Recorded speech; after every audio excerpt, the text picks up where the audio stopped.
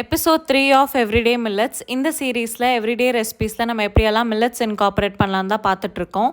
இன்றைக்கான recipe paneer stuffed millet pesarattu. First பெசரட்டுக்கு 1/2 cup பச்சை பயிறு, 1/2 கப் சாம அரிசியை 7 to 8 டைம்ஸ் நல்லா வாஷ் பண்ணிவிட்டு ஓவர் நைட் சோக் பண்ணிக்கோங்க.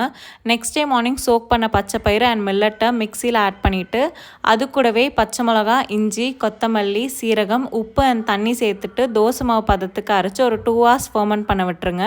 இப்போ பனீர் ஸ்டஃபுக்கு மிக்சியில் ஒரு பெரிய வெங்காயம், இஞ்சி, பச்சை மிளகா காரத்துக்கு ஏற்ற மாதிரி கோஸாக அரைச்சிக்கோங்க. கடாயில் கீ சேர்த்துட்டு கோஸாக அரைச்சது ஒரு 1 to 2 minutes ஃப்ரை பண்ணிவிட்டு grated paneer and salt add பண்ணி 2 minutes குக் பண்ணிங்கன்னா நம்ம ஸ்டஃப் ரெடி. நீங்கள் எக்ஸ் கூட ஆட் பண்ணி புர்ஜி மாதிரி பண்ணிடலாம். நார்மலாக தோசை ஊற்றுற மாதிரி ஊற்றி நம்ம நல்ல ஸ்டஃப் வச்சோன்னா paneer stuff millet pesarattu ready. இது ஒரு ஹை ப்ரோட்டீன் பிரேக்ஃபாஸ்ட் ஆப்ஷன்.